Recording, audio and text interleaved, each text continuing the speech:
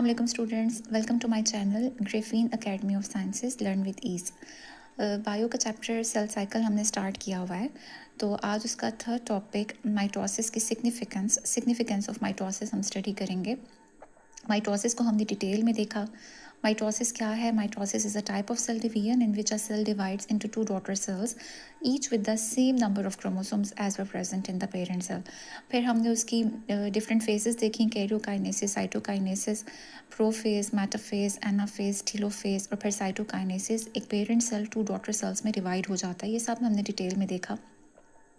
अब हम move on होंगे सिग्निफिकेंस ऑफ माइटोसिस। क्या इंपॉर्टेंस है माइटोसिस की? अगर हम अपनी बॉडी को देखें तो हमारी body more than 200 trillion cells पर मुश्तमिल है। अब ये सारे सेल्स कहाँ से आए? ये एक सिंगल सेल जाइगोट से आए। एक सिंगल सेल जाइगोट, उसमें रिपीटेडली डिवीजन होती गई और 1 से 2, 2 से 4, 4 से 8, 8 से 16 और इस तरह से डिवीजन सेल्स की होती रही और वो फिर 200 ट्रिलियन सेल्स तक जाकर एक नॉर्मल एडल्ट ह्यूमन बीइंग की बॉडी इतने सेल्स पर मुश्तमिल होती है। ये सारी डिवीजन्स कैसे हुई?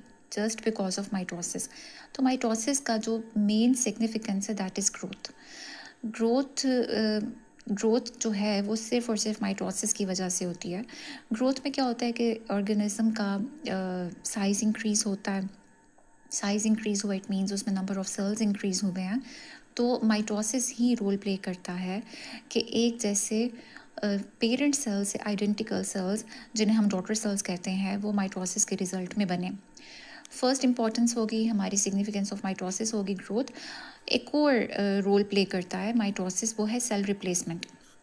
हमारी बॉडी में सेल्स कॉन्स्टेंटली डाई ऑफ होते हैं, जैसे कि स्किन के सेल्स, फिर रेड ब्लड सेल्स की जो लाइफ है वो 4 मंथ्स है, मतलब 120 डेज़।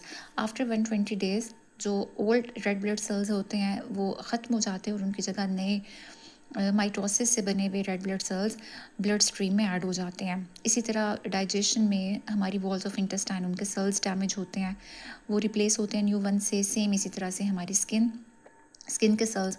तो ये भी माइटोसिस के रिजल्ट में सेल रिप्लेसमेंट एक और प्रोसेस है जो कि होता है। नेक्स्ट है हमारा रीजनरेशन।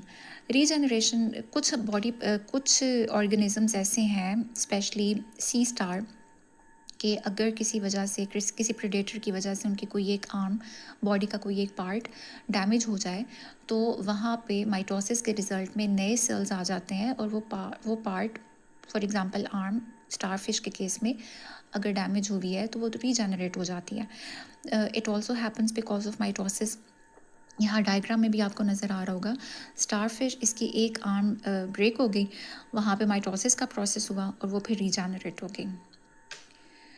नेक्स्ट है हमारा एसेक्सुअल रिप्रोडक्शन भी माइटोसिस की वजह से ही होती है। एसेक्सुअल रिप्रोडक्शन ऐसी रिप्रोडक्शन होती है जिसमें सिर्फ एक पार्टनर इन्वॉल्व होते हैं और आइडेंटिकल कॉपीज़ बनती हैं पेरेंट से। तो asexual reproduction is just like mitosis. यहाँ पर आपको एग्जांपल दे रहे हैं हाइड्रा फ्रेश वाटर एनिमल है और ये इसके टेंटिकल्स और ये इसके फुट हैं जो कि सी बेड के साथ या वाटर बॉडीज़ के साथ इसके अटैच्ड होते हैं और इसमें एसेक्सुअल रिप्रोडक्शन होती है। इसमें क्या होता है कि माइटोसिस के रिज़ल्ट में मैस ऑफ सेल जो कि बड की फॉर्म में होते हैं वो हाइड्रा के सरफेस पे बन जाते हैं, जहाँ ये जैसे आपको आउटग्रोथ सी नज़र आ रही है, ये बन गया। यहाँ पे कॉन्टिन्यूसली माइटोसिस होगी और माइटोसिस के रिज़ल्ट में एक नया हाइड्रा बनेगा।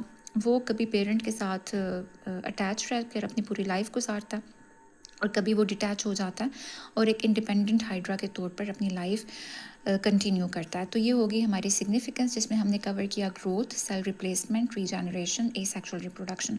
अब हम मूव ऑन होंगे एडवर्ड्स इन माइटोसिस।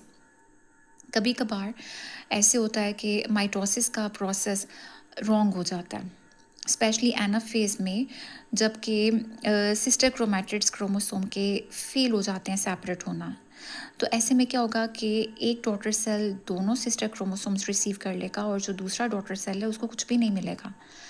ऐसे में जो सेल्स बनेंगे वो एबनॉर्मल सेल्स बनेंगे। ये माइटोसिस का एक एरर है और ऐसा क्यों होता है? क्योंकि जीन्स रेगुलेट करती हैं माइटोसिस को। अगर कभी उनमें चेंज आ जाए तो सेल कंटिन्यूसली डिवाइड होना शुरू हो जाएंगे, अनकंट्रोल्ड डिवीजन। इसकी वजह से उनके मैसेस बन जाएंगे और ये जो मैसेस हैं सेल्स के, ये कहलाते हैं ट्यूमर्स। अगर वो ट्यूमर उसी जगह पर मौजूद रहे, अपनी लोकेशन को चेंज नहीं करे, तो वो ट्यूमर कहलाता है बेनाइन। लेकिन अगर वो माइग्रेट हो जाए और टिश्यूज़ को मैसेजेस भेजे और वहाँ पर भी इस तरह से ट्यूमर बनना शुरू हो जाए, तो वो ट्यूमर कहलाता है मैलिग्नेंट ट्यूमर। वो एक्चुअल में कैंसर होता है, जिसे हम कहते हैं कि ट्यूमर फैल गया, कैंसर फैल गया, और ये जो डिजीज़ है इसको कहा जाता है मेटास्टेसिस। तो एरर्स इन माइटोसिस और सिग्निफिकेंस ऑफ माइटोसिस, इसकी स्लाइड्स भी मैंने आपके साथ शेयर कर दी हैं और वीडियो के स्टार्ट में आपको वो मिल जाएंगी। आई होप आपको आज का लेक्चर समझ आया होगा। हमारे चैनल को लाइक कीजिएगा, सब्सक्राइब कीजिएगा, शेयर कीजिएगा और फीडबैक अपना लाजमी दीजिएगा। Thank you. अल्लाह हाफ़िज़।